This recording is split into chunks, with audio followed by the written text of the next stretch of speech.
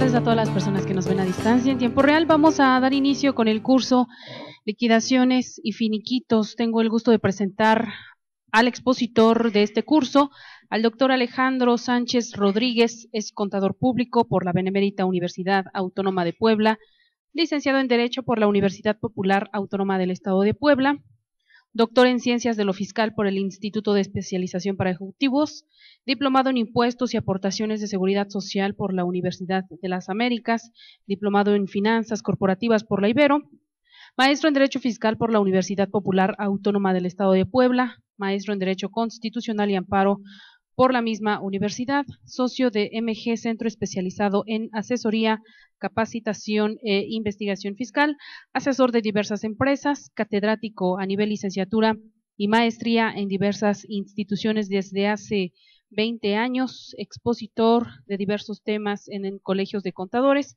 miembro del Colegio de Contadores Públicos del Estado de Puebla, cotitular del programa Magister Dixit, que se transmite todos los martes a las 6 de la tarde a través de www.argoscursaradio.com. Les pido un fuerte aplauso para darle la bienvenida, por favor.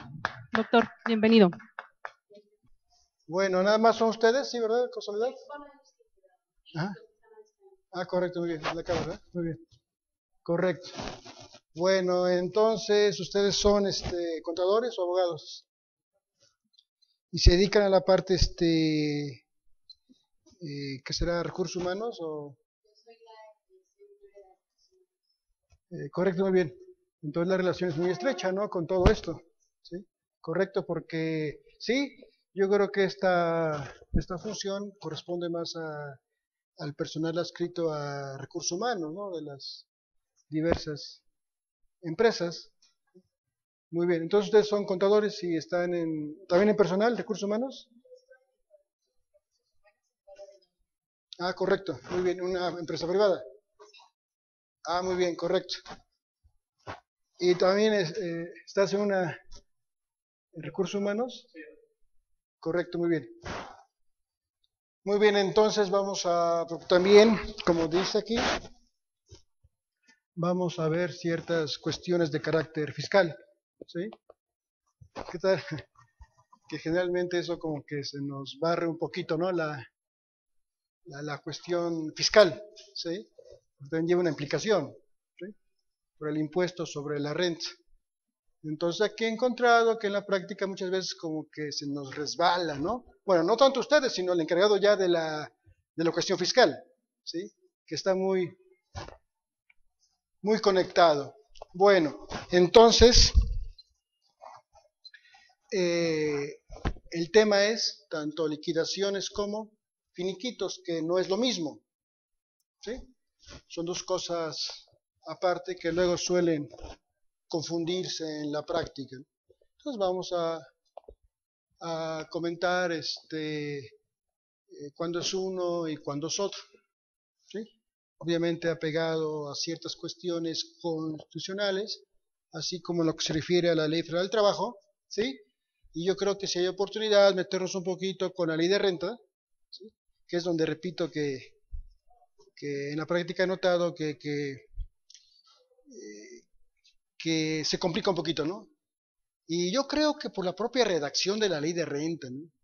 Si leemos la Ley de Renta de cómo se calcula el impuesto anual por indemnización, ¿sí? Entonces la redacción está un poquito enredada, ¿no? Lo que he visto que muchas veces los contadores como que no le agarran mucho la onda ahí, ¿no? Bueno, estoy ya entrando en materia, ¿sí? Vamos a ver que la relación laboral, ¿sí? Toda la relación laboral, mejor dicho, o la prestación de un servicio personal de manera subordinada, ¿sí? Hablamos en este caso del trabajador y en su caso del patrón, ¿sí? Bueno, hay una relación entre ambos, ¿sí? Bueno, entonces, determina que los titulares de la facultad jurídica, que nace de un contrato laboral, al fin de exigir el cumplimiento de las obligaciones que el se desprenden, se realizan entre un entre el trabajador por una parte y el patrón. ¿Sí? Ahora bien, ¿qué entendemos por patrón y por trabajador? ¿Sí? ¿Qué es un trabajador? El que trabaja mucho. ¿Sí? Recuerdo una vez que dando curso a la Secretaría de Finanzas y por ahí, allá por hace algunos años, decía la ley de renta que los trabajadores al servicio de la Federación y del Estado no iban a pagar impuestos sobre la gratificación anual. Yo les decía, a ver, ustedes entran aquí, se quedaban mirando, pues dice trabajadores de la Federación del Estado. Pues sí, ¿no? Porque somos trabajadores de finanzas. Digo, no, no entran, ¿por qué? Porque dice trabajadores, y ustedes como que no veo que trabajan mucho, ¿no? Bueno, entonces en los términos del artículo 8 de la Ley Federal del Trabajo, ¿sí? Nos dice que es trabajador. Entonces, obviamente, un trabajador siempre va a ser una persona física, ¿sí? Que presta un servicio personal subordinado a un patrón. Ahora bien, el artículo 10 de la Ley Federal del Trabajo nos dice que es un patrón, ¿sí? Entonces, un patrón es, ya puede ser una persona física o inclusive puede ser una persona moral, ¿sí? La que recibe los servicios prestados de manera subordinada por una persona física. Bueno, entonces las generalidades es un contrato celebrado entre aquí está, ¿sí? Acabamos de comentar, artículo 8 del trabajo. Es una persona física que presta a otra persona física o una moral un trabajo personal subordinado. Y por lo tanto el trabajador guardará o tendrá una serie de características, como cual, obviamente, presta o realiza una actividad personal. Obviamente va a realizar un trabajo, no para él, ¿sí? Sino por cuenta ajena. Y obviamente estamos hablando de la prestación de un servicio personal de manera subordinada, ¿sí? Y que se obliga a prestar este servicio personal subordinado, ¿sí? A través de una relación contractual. Bien.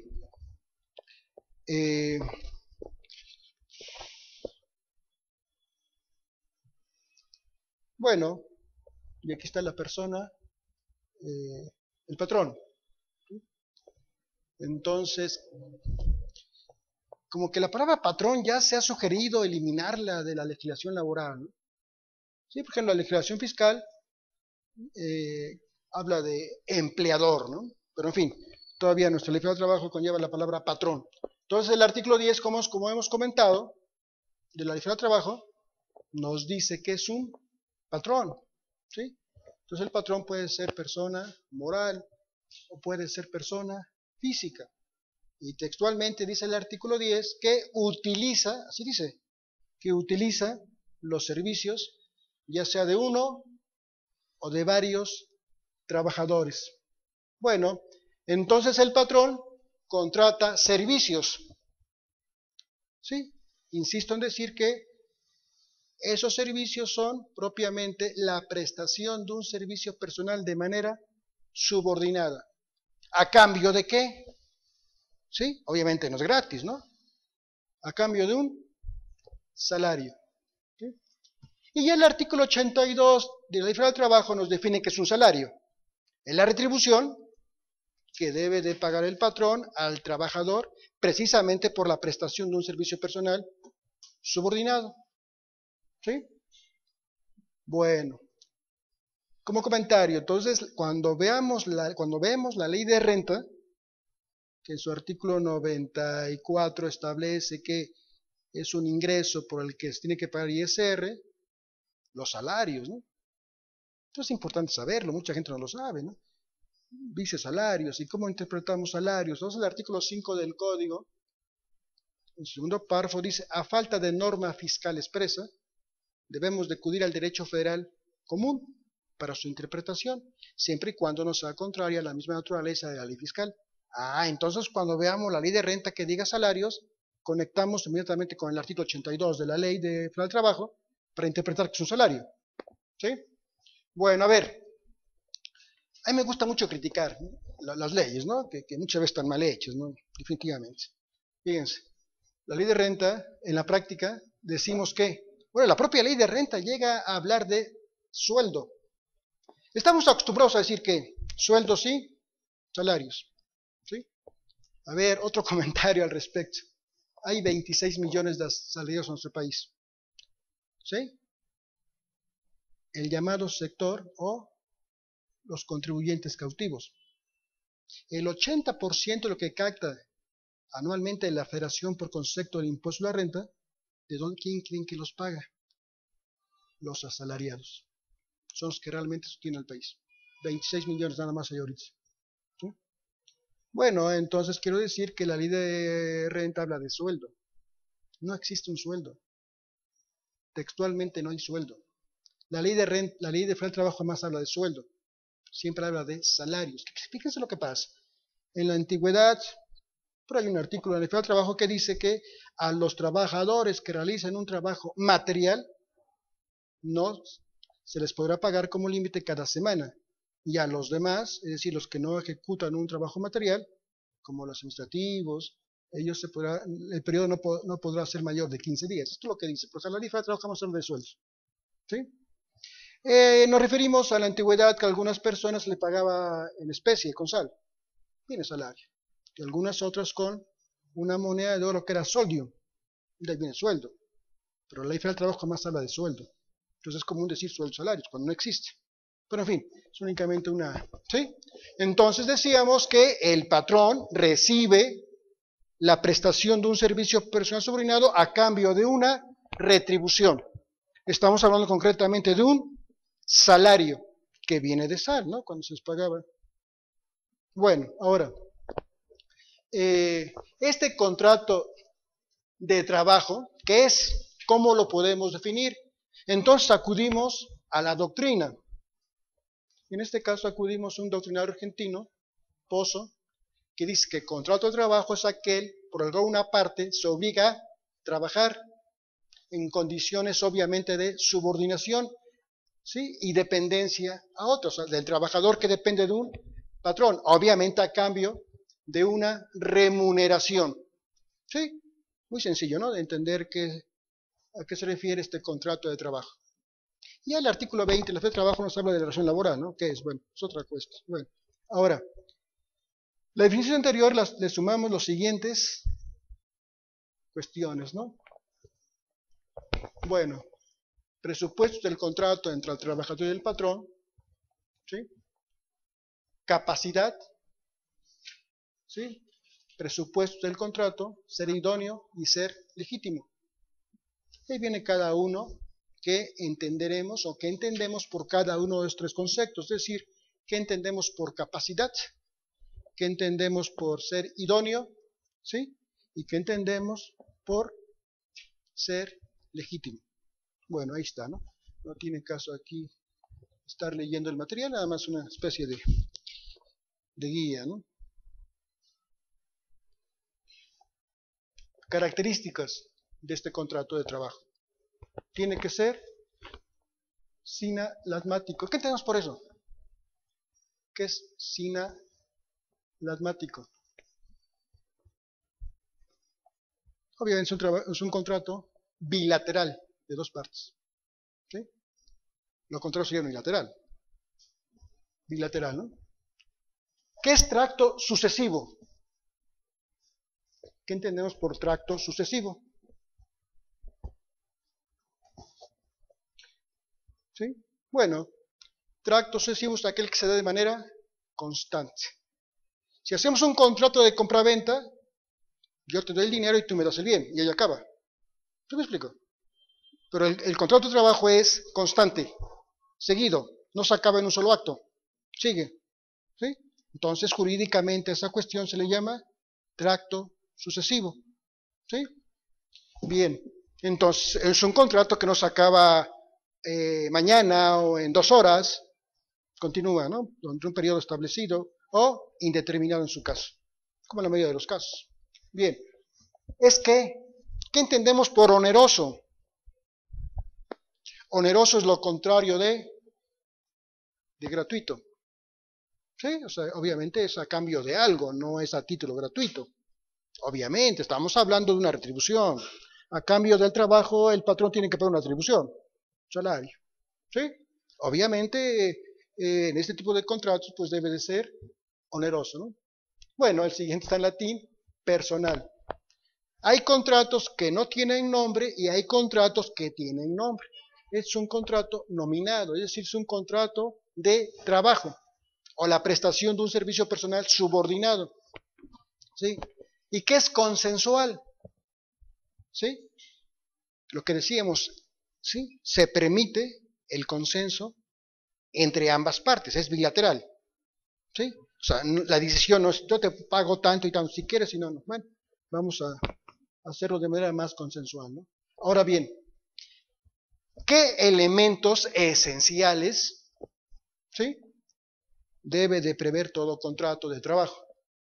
Bueno, consentimiento, obviamente, ¿no? No se puede, bueno, al menos que hablemos de esclavitud, ¿no? ¿Sí? Entonces debe haber un consentimiento donde el trabajador, de manera, vamos a llamarle no forzada, presta un servicio personal subordinado. ¿Sí? ¿Qué otro? Bueno, eh, acuerdo de voluntades. ¿Qué otro? Elemento esencial del contrato de trabajo. El objeto material del contrato. Entonces el objeto material del contrato es el propio trabajo, el trabajo a desempeñar por el trabajador, ¿no? Y la causa del contrato, que son las formalidades o la entrega de la cosa a la que se habla dando vida al contrato. A la que se había dado vida al contrato. Bueno, términos genéricos. Bueno, elementos del contrato. Bueno, la prestación de un servicio físico, intelectual, ¿sí? Físico cuando se realiza un trabajo material, intelectual, bueno, los administrativos, etcétera, ¿no? Obviamente el pago de un salario, ¿sí? Ese pago tiene que ser con un periodo determinado, ¿sí? La propia ley del trabajo dice que no podrá ser 88, hablo del artículo 88, ¿sí? A los trabajadores que realizan un trabajo material no podrá ser arriba de una semana, y a los demás no arriba de una quincena, ¿no? En los términos de la propia ley para el trabajo. Bueno, hablamos desde luego de qué, de una subordinación, ¿sí? De una subordinación, obviamente, dentro de un horario de trabajo, ¿sí? Bueno, y sujetos del contrato, ya lo platicamos, ¿sí? El trabajador por un lado y el patrón por el otro. Obviamente el trabajador siempre hablamos de una persona física, ¿sí? Y el patrón puede ser física o moral, ¿sí? Bueno, entonces hablando un poco de las características generales o genéricas del contrato de trabajo. Bueno, siguiendo con este material, es la integración de un expediente laboral, ¿sí? Y concretamente en la Ley Federal del Trabajo, en su artículo 784, es muy importante para el empleador, ¿sí? Cumplir con esta cuestión del expediente laboral, ¿sí? Porque dice el 184, si un trabajador alega, yo entré a trabajar hace 10 años, no hace 5 como me quiere indemnizar, ¿sí? Y para tales efectos, exhibo como prueba o señalo como prueba el expediente. Y si el empleador no conserva el expediente, entonces el que tiene la razón se la tiene que dar al trabajador. De ahí la importancia de el expediente laboral. ¿Sí? Es más, ahorita con la revolución que tenemos en la parte fiscal, ¿sí? Me refiero a la contabilidad. Ahora el fisco quiere la contabilidad cada mes, ¿sí? Una manera de controlar al contribuyente es a través de la contabilidad y a través de sus comprobantes fiscales que emite, ¿no? Los FDI. Entonces, recientemente, el día 2 de abril, todavía el mes pasado, se publica el nuevo reglamento del código que nos dice Ya de por sí el 28, fracción 1 del código nos dice todo lo que integra la contabilidad, y por si fuera poco, todavía el reglamento recién publicado todavía nos sigue diciendo qué elementos se integran en la contabilidad. De tal manera que hoy en día, bueno, a partir del 3 de abril, los expedientes de cada trabajador forman parte de la contabilidad, de la contabilidad fiscal. Entonces, puede llegar el fisco a practicar una visita domiciliaria, quiero tu contabilidad. Y ahora, entre otras muchas cosas, el expediente laboral de cada trabajador forma parte de la contabilidad. Sí, eso es reciente, eso no estaba. ¿Sí? Como para dar importancia a este expediente laboral, ¿no? Que hace referencia concretamente al artículo 784 de la Ley del Trabajo, ¿no? Bueno, ¿qué es esto? ¿Qué es expediente laboral? Es para tener un control adecuado de este, así como mantenerlo siempre actualizado. Vacaciones pagadas, no sé, todo lo que constantemente vayan surgiendo en relación con X trabajador. Entonces, ese expediente todo el tiempo está alimentando. Entonces, bueno, hay que tenerlo actualizado, con toda la información del trabajador, bueno, empleado. ¿Sí? ¿Por qué? Como acabamos de comentar, ese expediente puede tener mucha importancia cuando sea necesario ante una situación aclarativa o del requerimiento ante una autoridad. En este caso estamos hablando de cuestiones laborales, ¿no? Pero ahora hay que tener en cuenta que también juega como parte integrante de la contabilidad. Bueno, entonces la integración de este expediente laboral es un proceso en el cual deberán que recabar todos los documentos relativos al trabajador, acta de nacimiento, todo lo que conlleva, ¿no? ¿Sí? Dos, preferentemente en forma cronológica, obviamente, ¿no? ¿Sí? Tres, cuidando detalles y requisitos para que, lo que estamos diciendo, ¿no? Prevenir problemas futuros, es decir, concretamente cuando surge una controversia entre el trabajador y su patrón. ¿Sí? Entonces es importante. Y siendo el inicio de la relación laboral el mejor momento, obviamente cuando entra a trabajar alguien, lo contratan, es el mejor momento para iniciar con su expediente, no con todos los documentos que le piden, ¿no? ¿Sí? Que piden inclusive, eh, ¿cómo se llama? Ahora, ¿qué es lo que piden, no? Fíjense, a mí me llama mucho la atención, ¿no? Ustedes seguramente cuando contratan a un trabajador, ¿qué le piden? A mí él, ¿cómo se llama? La constancia de, ¿cómo le llaman? De antecedentes no penales. Pero fíjense, a mí me llama mucha atención, ¿no? Si alguien comete un delito, paga el delito y la cárcel, ¿no? Entonces, ¿cómo se llama inclusive ser eso, no? Centro de rehabilitación social. Se entiende que ya fue rehabilitado y yo estuve en la cárcel por X delito y salgo, se entiende que estoy rehabilitado y ya no encuentro trabajo. Es lo que es más aberrante, ¿no? ¿Cómo? Entonces, supuestamente ya pagué mi culpa. Supuestamente ya fui rehabilitado. Ah, otra vez porque estoy diciendo supuestamente, ¿no? Porque a lo mejor dicen, pues tiene muchas mañas, ¿no? O sea, a mí se me hace inclusive anticonstitucional esta cuestión, ¿no? Pero en fin, es otra.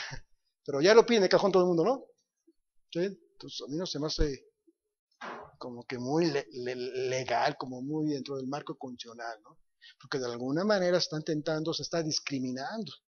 Y ahora con las reformas que sufre la Constitución en junio del 2011, es decir, todo lo relativo a los derechos humanos y todas las cuestiones que atentan contra la... Bueno, es una discriminación clarísima, ¿no? Además de que ya cumplió con bueno, ya pagó su culpa, ¿no? Entonces es más aberrante, ¿no? Y eso ya lo piden cajón, ¿no? ¿Sí? ¿Qué más piden? Llegan a pedir inclusive certificado médico. Sí, ¿no? También en algunos casos visto que lo piden, ¿no? En fin, yo trabajé en ILSA hace ya muchos años y es increíble todo lo que hacía ILSA para que entrara un trabajador. ¿Sí? Fíjense, mi papá en aquel entonces era viudo y se vuelve a casar.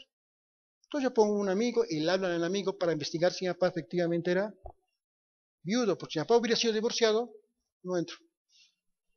Entonces investigaban hasta abajo de las piedras, increíble. ¿Sí? Los exámenes psicométricos, alguien se ha ido a los tribunales judiciales, son anticonstitucionales, los exámenes, esos famosos, que se acostumbra mucho, ¿no? Los famosos exámenes psicométricos, ¿no? ¿Sí? Son anticonstitucionales. ¿Sí? También forman parte del expediente, ¿no? ¿Sí? Bueno, es otra cosa, ¿no? Es lo que he visto que de cajón lo piden, ¿no? Y sobre todo lo que me suena aberrante es lo del, esta cuestión del, ¿cómo se llama? Acciones no penales, ¿no? Pero en fin, es otra cosa, ¿no? Bueno, todos esos documentos empiezan a formar el expediente, ¿no? Prácticamente desde que inicia el trabajador o lo contratan, ya tienen su bonchecito, ¿no? Entonces la idea es que cronológicamente vayan metiendo todo, ¿sí? Todo. Hay que dar consenso de todo. Porque, repito, en los términos del 184, el trabajador alega, yo entré a tal fecha y exhibo con prueba el expediente que tiene el empleador no lo exhibe, la razón obviamente es para el trabajador, ¿sí? Bueno, entonces, seguimos. Bueno, aquí está. Ahora bien, en los casos del término de la relación laboral, porque es el tema central, ¿sí? Se deben de recabar las cartas de renuncia y cualquier otro documento que ampare la liquidación laboral. ¿Estos para qué? Obviamente para evitar, ¿sí?, problemas ante la Junta de Conciliación y Arbitraje. Y todo esto lo podemos fundamentar con el 784, que ya comentamos, que ya citamos, precisamente de la Ley del Trabajo, mismo que al respecto establece que, ahí está, fíjense, la Junta examinará la carga de prueba del trabajador. Ahora bien, cuando por otros medios éste esté en posibilidad de llegar al conocimiento de los hechos y por tal efecto requerirá al patrón para que este último exhiba la documentación que, de acuerdo con las leyes, tiene la obligación legal el patrón de conservarlo en la empresa. ¿Sí? Bajo el apercibimiento de que no los presenta cuando sean requeridos, entonces ¿qué? Entonces se presumirán ciertos los hechos alegados por el trabajador. Yo entré hace 20 años, no hace 10 años, como la empresa me quiere liquidar o me quiere indemnizar. ¿Sí? Y exhibe como prueba el expediente y el empleador no lo exhibe. Clarísimo, ¿no? Clarísimo. De no presentarlo, se presumirán ciertos los hechos que en este caso está alegando el trabajador. ¿Se me explicó la importancia, no?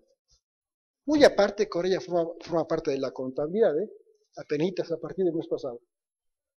Bueno, en todo caso corresponderá al patrón probar su dicho, cuando exista, entonces en todo caso, sí. Ahora vamos a ver, dicen, hablando de salario, ¿me podría citar por favor un ejemplo a quienes les debe pagar semanal y a quienes quincenal? 2. Hay un artículo que señala todo lo que debe de contener el expediente del trabajador. Bueno, sí. Así como, bueno, vamos a tratar de, ¿sí? Nos están preguntando, ¿sí? ¿Cuál es un ejemplo a quienes les debe pagar semanal y a quienes quincenal? A ver, creo que en este material no viene, pero vamos a, aquí viene armado con mi Constitución, con la Ley Federal del Trabajo y con la Ley de Renta. Bueno, entonces, ¿dónde lo buscamos? Ley Federal del Trabajo, si no me recuerdo, comentaba yo que es el artículo 88. Vamos a ver. Entonces, el artículo 88, que del 81 al 89, la Ley del Trabajo se refiere al salario, ¿sí? Entonces, prácticamente decimos el artículo 82, nos dice que es salario, artículo 84 de Quintana Salario, ¿se acuerdan? ¿Sí? Cuota diaria, gratificaciones, percepciones. Bueno, dice en este caso el artículo 88. 88, 87. ¿Qué dice? ¿Qué dice?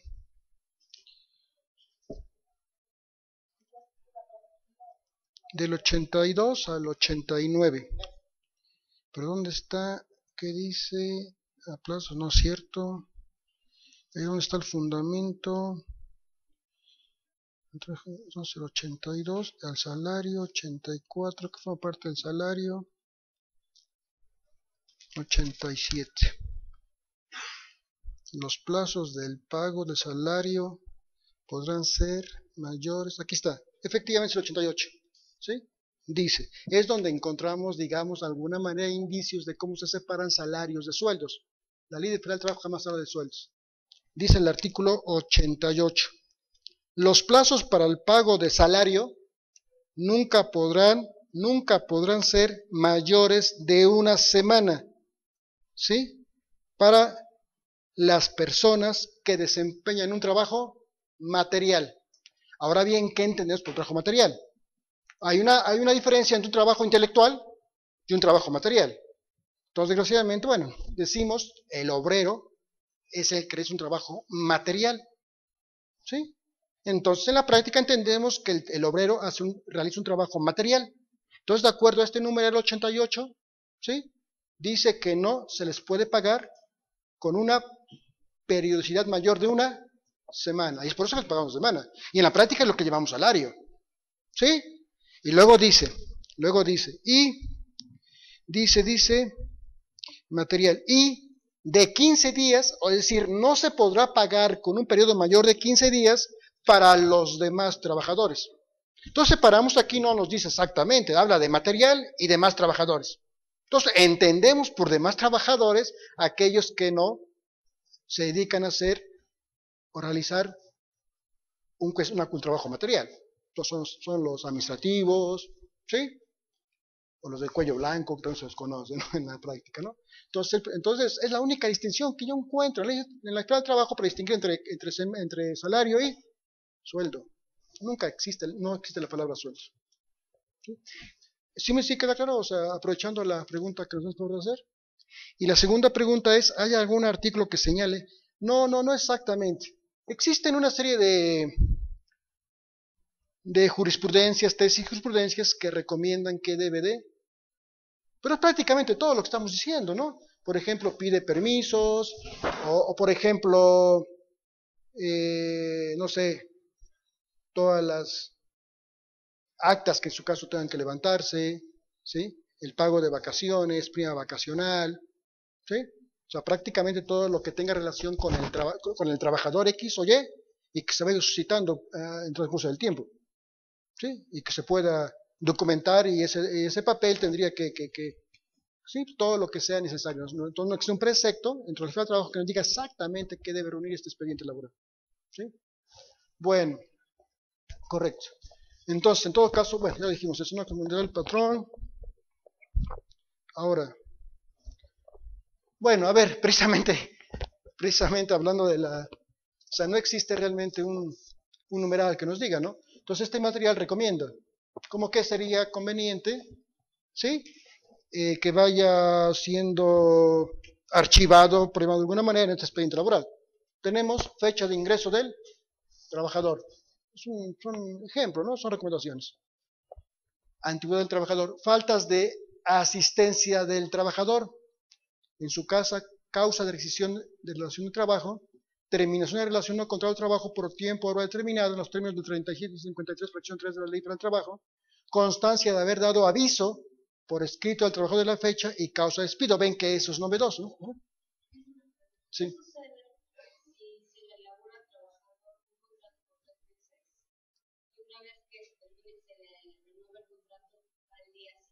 Uh-huh. No, desgraciadamente no. ¿Te refieres a la ley del 30 de noviembre del 2012, donde ya se permite, en sus artículos 39, el famoso trabajo a prueba, ¿no? Toda la ley desgraciadamente es clara en ese sentido, ¿no? Si pasa un periodo y prácticamente no hay ninguna obligación o no hay sí, ¿Cómo les diré? Si el patrón ya no quiere continuar con otro plazo, no existe ninguna. Ah, tiene razón, habría que revisar concretamente los 39. Sí. Sí, creo que sí. Sí, creo que sí. Sí, me acordé. Sí, sí, sí,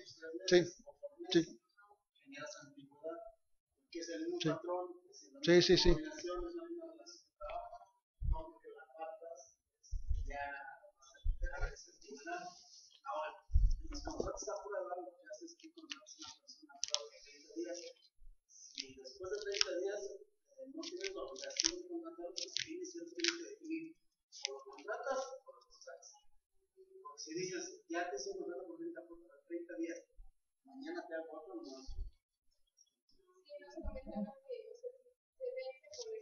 Sí.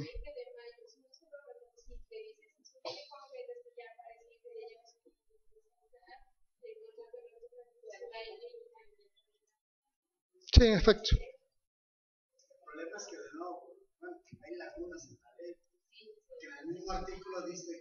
39, los 39.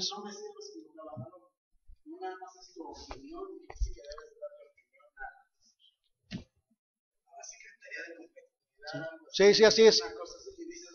Sí.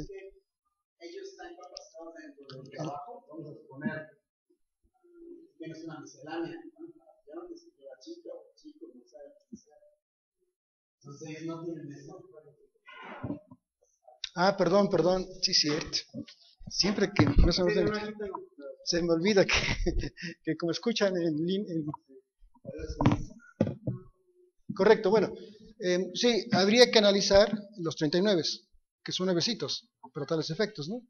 Eso es interesante, muy interesante, analizarlo, yo diría, en otro curso, porque este curso son finiquitos y liquidaciones, pero tomo la pregunta es buena, ¿no? Y repito, para eso sería estudiar con un detalle los nuevos 39, sí, que fueron adicionados con la reforma del 30 de noviembre del 2012. Entonces aquí la tengo, se adicionaron, yo le llamo 39 porque se adicionó el 39A, tenemos el 39B y tenemos el 39C, tenemos el 39D, el 39F y EF, nada más llegamos al F. Ahí se regula todo lo que estamos comentando ahorita con esas, ¿sí? 2012, sí, que fue cuando se reforma, ¿sí? Recordemos que ¿cuándo fue la última reforma antes de la 2012? En 1974 más o menos, ¿no? Ya tenía más de 30 años de una reforma. Entonces se publica en el diario oficial de la Federación el 30 de noviembre de 2012 y entra en vigor el 1 de enero del 2012, ¿sí? Donde vienen muchos cambios. Por ejemplo, ya se prevén ese tipo de cuestiones, ¿sí? Donde también se regula ahora que le pegaban mucho al fisco bonito, ¿no? Con los famosos outsourcing, que ahora ya lo prevé la Ley Federal del Trabajo, la Ley Federal del Trabajo también ya lo prevé, con esta reforma del 30 de noviembre de 2012, ya lo prevé también la Ley del Seguro Social, ¿sí? La Ley Federal del Trabajo. Ya prevé lo relativo a la famosa outsourcing. Entonces, sí se permite, pero obviamente cuidando ciertos aspectos, ¿sí? Entonces, todos estos cursos los dimos a principios del año pasado, ¿sí? Precisamente, ¿no? Bueno, muy bien. Correcto, seguimos acá, ¿no? ¿Qué más? Constancia de haber dado aviso. El aviso es importante también porque ahorita vamos a comentar tanto el 47 como el 51 que son importantes. Vamos a comentar el 49, vamos a comentar el 50, que tiene que ver con todo lo que tiene que ver con esta cuestión de finiquitos, liquidaciones, indemnizaciones, etcétera, ¿no? Inclusive tenemos que hablar de la Constitución.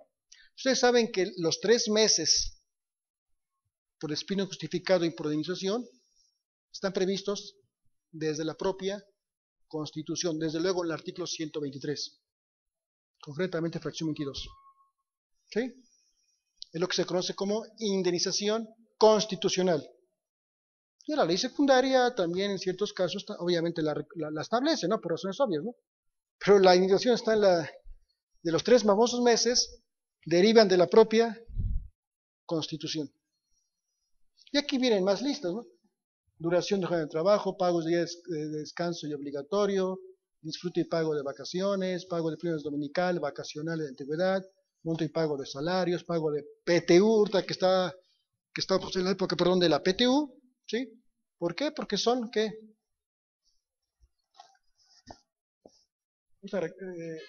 Incorporación y aportación del Fondo Nacional de la Vivienda, fecha de ingreso del trabajador, ¿no? Bueno, estoy adelantando, me estoy pasando. Está como aspectos que se recomiendan, ¿no? Ahora, para que el patrón cumpla con las disposiciones tanto legales y ahora fiscales, eso creo que lo agregué, que revisaba el material, ¿sí? Fiscales que regulan la relación de trabajo, se recomienda que se complete el expediente individual del trabajador, se recomienda, es decir, no existe un fundamento legal que nos diga todo lo que debe contener el expediente laboral. Entonces, en este caso se recomienda, ¿no? Como que, obviamente, acta de nacimiento, solicitud de empleo, carta de recomendaciones, constancia, lo que decíamos hace ratito, ¿no? Constancias no penales, en algunos casos piden examen médico, ¿sí? Avisos, constancia de inscripción al RFC, alta, obviamente, ante el INSS, credencial del lector, comprobante del domicilio actual del trabajador, obviamente el contrato individual en su caso, ¿sí? También describir cuál es el puesto, función, línea, control, organización y responsabilidad dentro de la misma, ¿no? La famosa constancia de la clave única del registro de población, ¿no? Constancias constancias, o en su caso cédulas, profesionales, en este caso, que acrediten su capacidad, actitud o facultad ya para ejercer determinada profesión, ¿sí?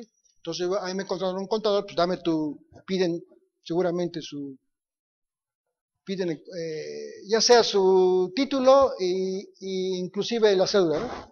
¿Sí? Constancia de obtención en su caso de Infonavit, constancia de descuento por concepto por los que la empresa esté obligada a retener, ¿sí? Más o menos, es una recomendación, ya que no existe un fundamento que nos diga exactamente lo que debe contener este expediente laboral. Luego dice, además, durante el transcurso, prácticamente la lista enorme que acabamos de comentar es prácticamente de inicio, cuando recién contratan al trabajador. Y ya una vez que el trabajador ya está laborando, bueno, entonces recomienda certificados de incapacidad médica, modificaciones y cambios, desde luego, del salario, ¿sí? Modificaciones o actualizaciones del contrato individual de trabajo, cuando hablemos de contrato individual, ¿sí? Y actas administrativas, le comentaba hace ratito, ¿no? Obviamente en su caso, cuando se haya dado la circunstancia, ¿sí? Entonces esto se recomienda integrar el expediente laboral, pero una vez que el trabajador ya ha ingresado, ¿no? Reportes de desempeño, finiquitos en su caso, carta de renuncia o despido en su caso, ¿sí? Certificado de defunción en su caso, ¿sí? Ahora bien, estamos comentando que ya hicimos referencia un poco al 784, la importancia de este expediente, ¿no? Pero bueno, algunos otros beneficios que derivan, obviamente para el empleador, ¿sí? De contar o llevar de manera detallada este expediente laboral, ¿sí? Como cuáles podrían ser, ¿sí? Dice, beneficios, mejor control administrativo de las erogaciones que efectúa la empresa por concepto de, y por eso lo critico mucho, hablamos mucho de sueldos y salarios cuando el sueldo no existe, ¿sí? Textualmente en la ley del trabajo. ¿Qué otro? Para evitar sanciones por parte de las autoridades, ¿sí? La Secretaría de Trabajo y Previsión Social, el INSS, Infonavit, y ahora había que agregar ¿qué? El SAT. ¿Por qué? Porque fueron parte de la contabilidad. Entonces, cuando el fisco nos pida la contabilidad y no la entreguemos o no incluyamos los expedientes, nos va a multar. Entonces, ahí, entre otros, ahí encontraríamos hoy en día inclusive el servicio de emisión tributaria, ¿sí? Bueno, ¿qué otra? Lo que acabamos de comentar, ¿no? Se podrá probar en su momento, ¿sí? O ocasionado por las demandas laborales que obviamente lleven a cabo los trabajadores, ¿sí? Y se crea certidumbre y seguridad para el patrón. ¿Sí? Entonces son algunos de los beneficios, ¿sí?, que conlleva el de mantener desde un principio e irlo actualizando conforme vaya transcurriendo el tiempo del expediente laboral. ¿Sí?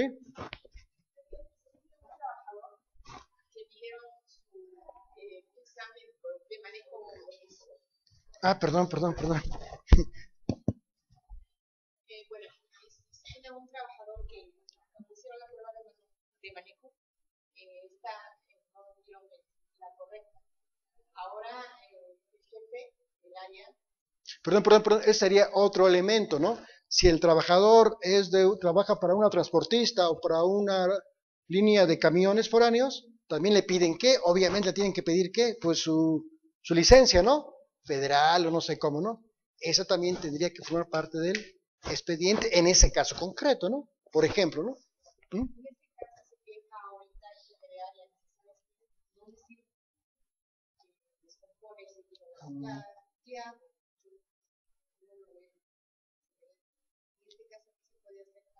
Ahí viene el problema, ¿no? Ahí viene el problema, precisamente que es el tema de este curso. ¿A qué me refiero? Si tú lo quieres correr, pero sin embargo no hay una causa justificada, ¿sí? Es decir, ustedes conocen bien el artículo 51 de la Ley Federal del Trabajo, que señala las causales de rescisión sin responsabilidad para el patrón, ¿sí? Que llegue borracho, ahora conceptos nuevos, que es el famoso acoso sexual, ¿no? ¿Sí? Que insulte al patrón, a sus trabajadores, algo novedoso, causa justificada, cuando inclusive, ¿sí?, trate mal clientes y proveedores del patrón. Eso es nuevo. ¿Sí? Entonces hablamos de una razón justificada, que tienes que levantar actas, todo eso. Ahora, no lo quiero, sí, pero ¿por qué no lo quieres? Pues no lo quiero porque me cae gordo, pues simplemente porque, al menos que él, de manera intencional, haya ocasionado un desperfecto al motor de la unidad y se pueda comprobar, entonces sería una causa justificada. ¿Sí? Entonces, vamos a suponer, se demuestra que con dolo descompuso, o por negligencia, descompuso el motor de una unidad de la empresa. Y lo puedes comprobar, esa es causa justificada. Entonces, sin responsabilidad para el patrón. Pero el cuate lleva 8 meses trabajando. Es decir, no lo debes de indemnizar, porque fue por causa imputable al trabajador. Pero sin embargo, sí le tienes que, ¿qué? Que pagarle su finiquito. Me refiero a sus prestaciones proporcionales. ¿Queda claro? Ahora, si tú dices, no lo quiero y no lo quiero, pero no hay una razón justificada, y lo corres, entonces, ¿qué? Lo tendrías que indemnizar. ¿Me explico la diferencia, ¿no? Entre el finiquito y la liquidación, liquidar, ¿no? ¿Me explico? Liquidar es en términos líquidos y finiquitar es terminar, acabar. Ahí viene una definición que incluso se sacó del diccionario de la Real Lengua Española, ¿no? ¿Sí me explico? ¿Sí se entiende la diferencia? Entonces tú lo puedes correr, pero si no hay causa justificada, hay responsabilidad para el patrón y lo tendrías que indemnizar. Así de entradita, acabo de comentar los 3 meses que no señala el fin del trabajo, provienen de la propia Constitución 123, fracción 22. ¿Sí me explico qué tendría ¿sí?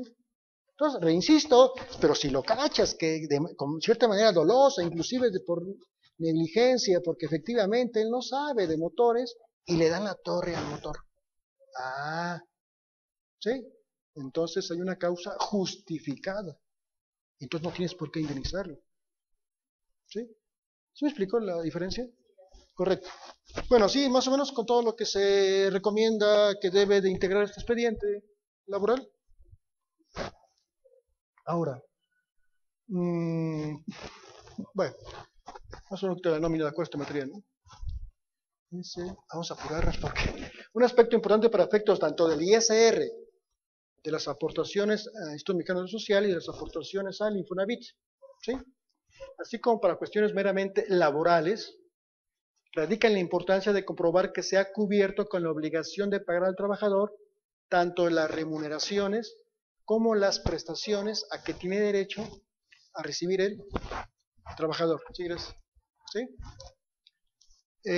Bueno, ahora, para comprobar dichos pagos y prestaciones otorgados, se requiere que, obviamente que, pues contar con, o sea, usted le paga un salario, le paga sus prestaciones al trabajador, ¿sí? Obviamente le van a hacer que firme, ¿no?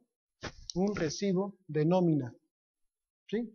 Además, el artículo, ¿sí?, 804 de la propia Ley Federal del Trabajo, o en ese caso obliga a los trabajadores a conservarlos y exhibirlos en su casa, ¿no?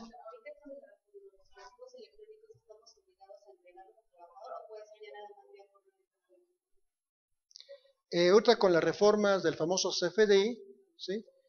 Se le llama timbrar cuando se lo mandas al RFC, ¿no? Esto ya no lo regula la ley de renta, sino reglas misceláneas. Es decir, muchos trabajadores, me decían, yo asesoro una empresa textil, y me decía la contadora que lleva la cuestión laboral, oiga, ¿cómo le hago? Muchos de ellos, pues, a duras penas saben escribir, y muchos de ellos no tienen ningún correo, ¿no? Entonces hay una regla miscelánea que dice al respecto, ¿sí?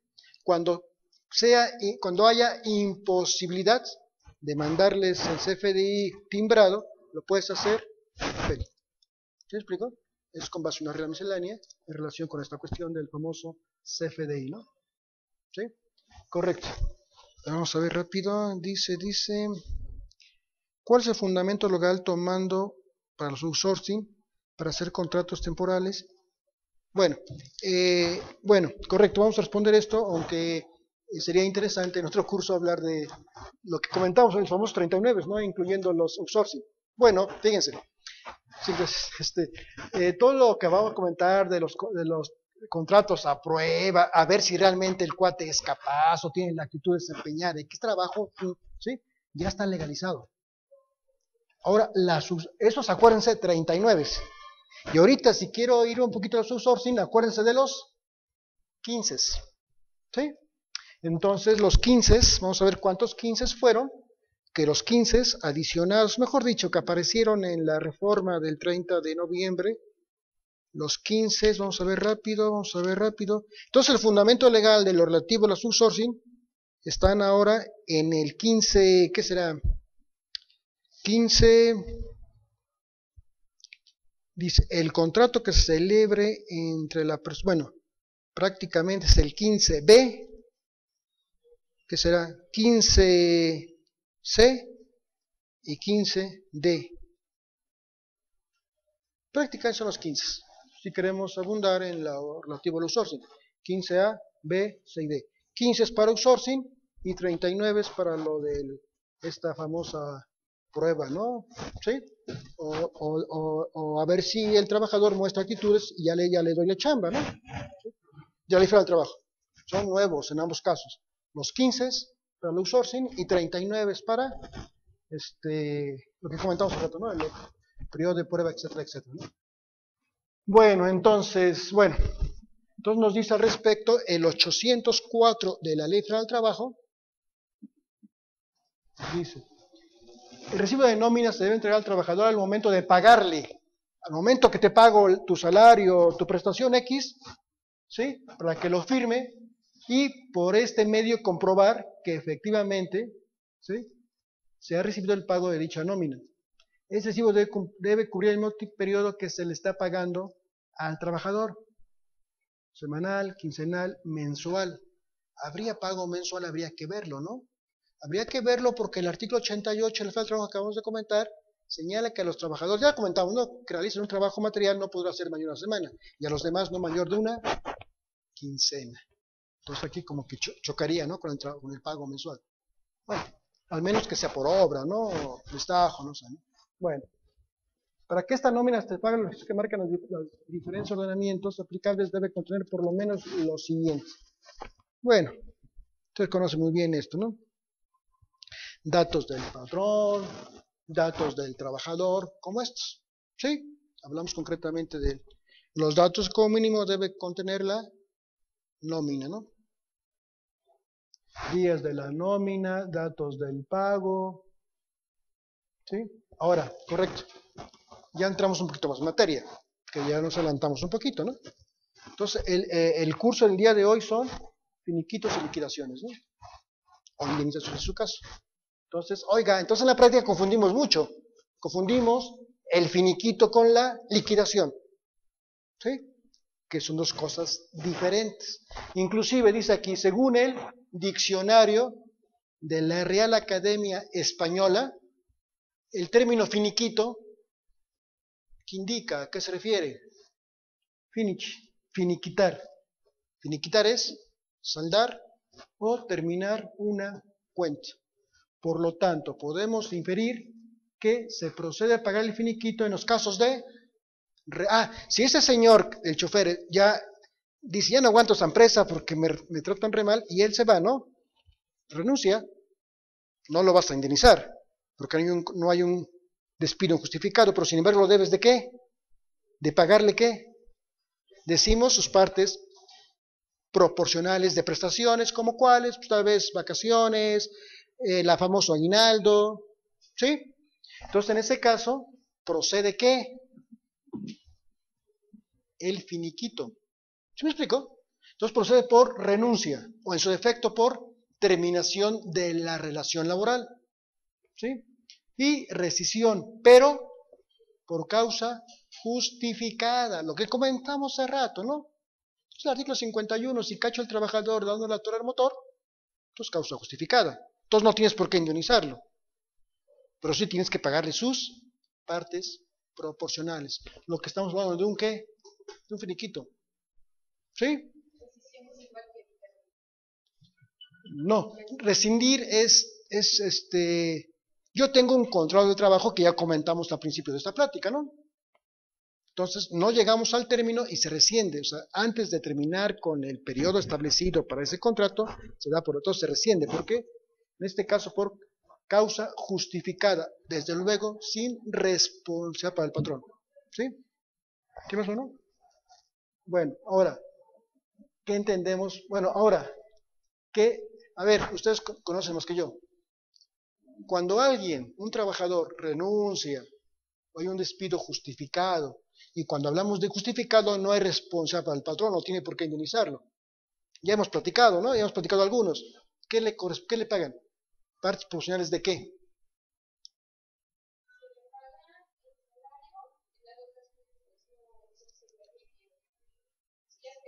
Correcto, muy bien. Correcto. Claro. Exactamente, ¿no? Lo básico, ¿no? Que es lo que viene. ¿Sí? Entonces, por lo que para tales efectos un finiquito se integrará ahí está, salarios y devengados y no pagados. Es decir, lo corren el 20 o el 8 de X mes, por lo menos, y le pagan de manera quincenal. Por lo menos el cuate trabajó el 1 al 8. ¿Sí? Entonces es un salario que él ya devengó, pero sin embargo no se le ha pagado. Lo que formará parte integrante del finiquito, ¿no? ¿Sí? ¿Qué otro? Lo que acabamos de comentar. La parte proporcional del aguinaldo. ¿Sí? Con fundamento en el artículo 87, último párrafo, ¿no? ¿Sí? Fíjense, ahorita me acordé de una anécdota que siempre la repito de muchos de mis alumnos, y es cierto, ¿no? El que me dio laboral en la carrera de Derecho, decía, les voy a enseñar cómo no saben leer. ¿Cuál es el último día que de acuerdo a la ley federal del trabajo hay que pagar el aguinaldo o la gratificación anual? ¿Cuál es el último día? ¿Mande? No,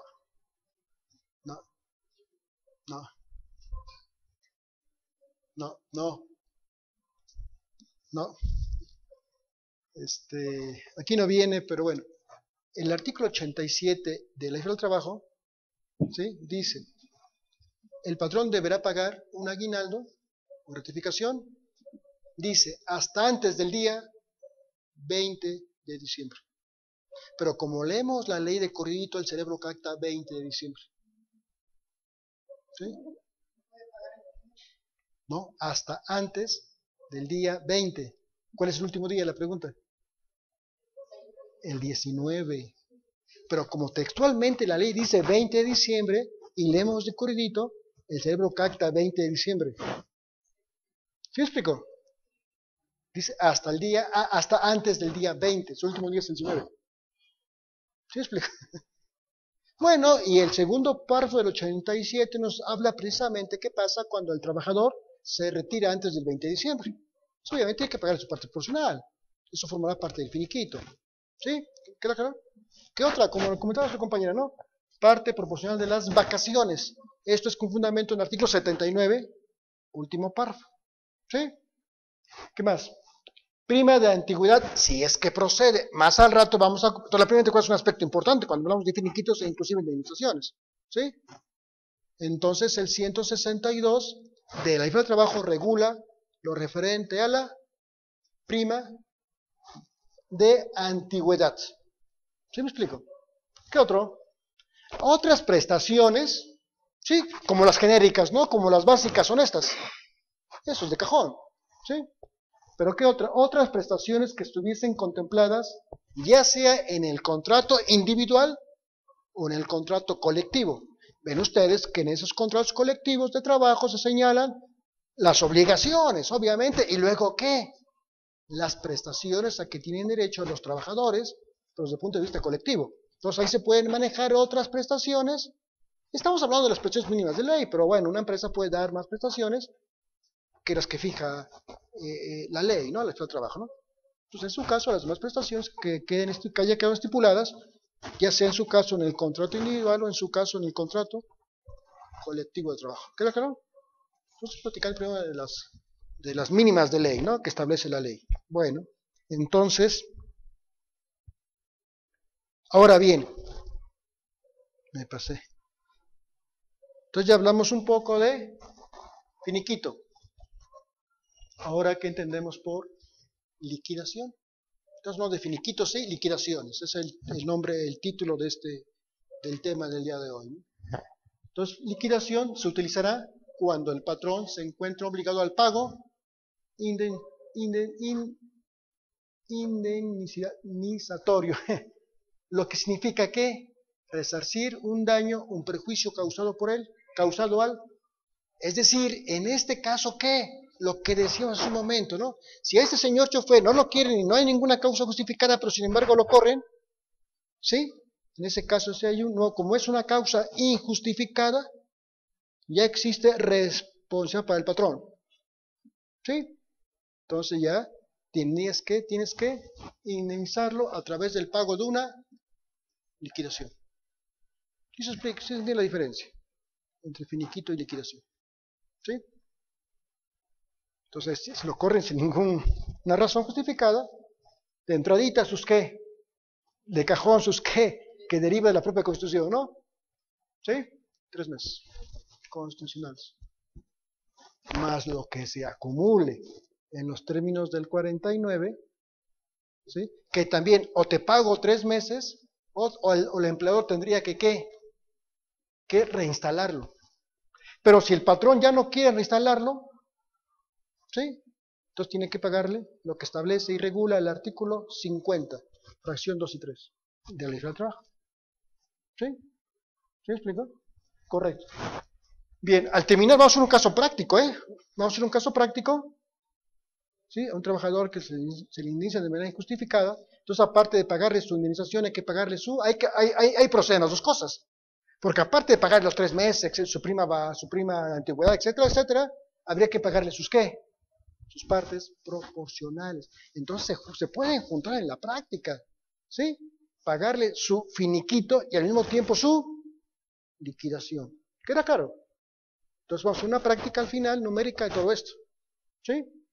Y yo lo pegué con la ley de renta. ¿Cuál sería el impuesto de la renta, no? Que bueno, más que para eso necesitamos como 10 horas para ver eso con cierto detalle, ¿no? Entonces, en vía de mientras seguimos, porque si no...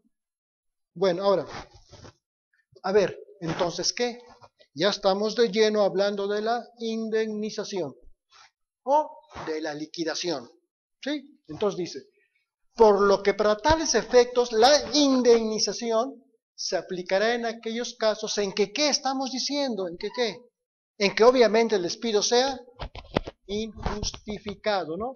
O bien, que aún siendo justificado, ¿qué? el patrón no comprueba su acción, ¿sí?, ante la Junta de Conciliación Arbitraje.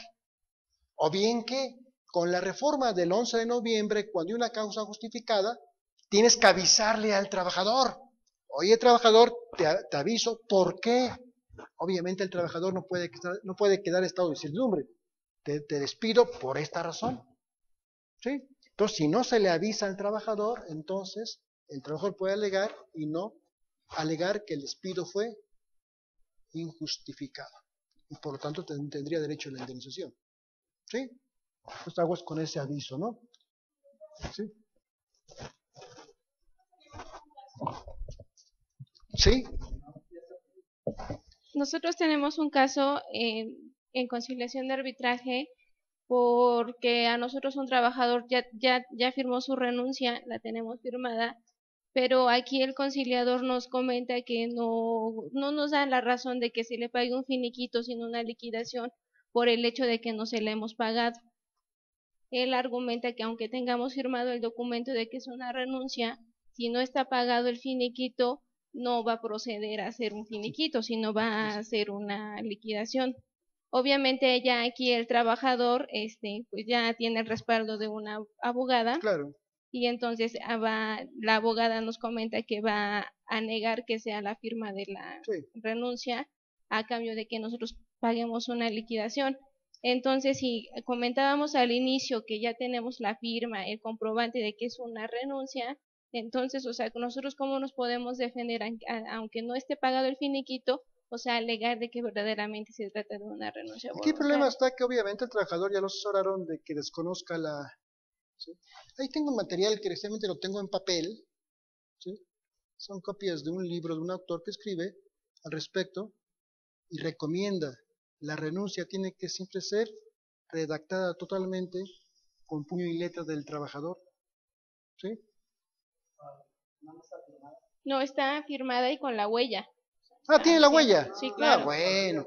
Lo Entonces, que pasa es que igual también, o sea, la abogada argumenta de que, pues, obvio ve que existen las periciales sí, y que no claro, sé sí, qué y sí, todos los sí. costos. Entonces,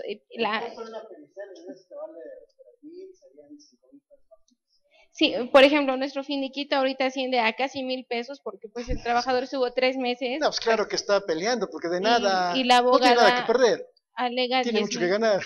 Entonces, obviamente, hay abogados muy hábiles que vas a juicio, vete a juicio. Pues de hecho ya Sí, no entablamos nada en la conciliación, ya no, y prácticamente estamos esperando el citatorio de la demanda, porque pues no resultó buena la abogada nosotros, en ese sentido, ¿no? Del trabajador. sí, o sea, la abogada, o sea, quiere 10,000 pesos porque dice que en el juicio va a negar que sea la firma, No, pues pero que lo obvio, demuestre. o sea, aquí nuestro punto es que, o sea, ¿qué nos recomiendan, o sea, ustedes como abogados, porque pues nosotros somos contadores y a veces ella dice, ay, es que ustedes los contadores se cierran mucho y no saben nada de esto. Entonces, aquí nuestro punto es que nosotros sí, o sea, que queremos que siga procediendo porque pues tenemos un documento donde está firmado y con No, la huella del trabajador, aunque no hemos pagado el finiquito.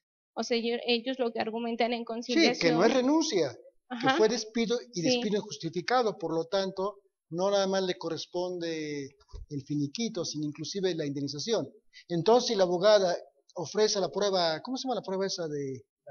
Ajá, sí, ajá, tendría que ofrecerla ella. ¿Se me perfecto. explicó? No ustedes, exactamente. Pues incluso el conciliador, ah, No, digo, este artículo es para los abogados. sí, O sea, ¿Es la ley del trabajo? sí, si él llega y dice, yo niego, antes de que empiece el juicio, dice la secretaria de acuerdo, para empezar a perseguirme al trabajador, va a cometer un delito de operación parcial. En ese momento, sí. pues el trabajador va a decir, y en ese mismo momento el artículo del código de justicia se acuerdo. Este es para los abogados patrones, para los representantes. Okay. Ahora ya antes se representaban cualquier persona, los patrones, ahora no.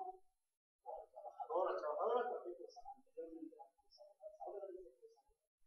Sí, incluso así son. Entonces, por eso te digo, eso es lo mismo. Sí, o sea, aquí, o sea, no vemos al trabajador, o sea, no asistió No, correcto. a las pláticas conciliatorias, o sea, no asistió porque prácticamente, o sea, la abogada le dice, no vayan, o sea, no quiero que estén ahí porque muchas veces, pues no sé, o sea, son trabajadores como usted dice, si a duras penas saben firmar o lo que sea, Sí. y pues ellos se aprovechan de su, pues, o sea, de su capacidad, ¿no? A veces, entonces ella dice, mejor yo voy a amarrar que sea esta cantidad y prácticamente ustedes no estén, o sea, no se presenten y van a ver, o sea, hasta dónde puedo llegar. Sí, así, y incluso el conciliador, o sea, dice, es que pues es que el finiquito no está pagado, aunque tenga la renuncia, No, pues, o sea, él lo no, no. da a que Acá hay se un tiene que, principio, acá hay un principio que aplica en todas las ramas del derecho, ¿sí? Que es el que afirma le corresponde la carga de la prueba, ¿sí? Es decir,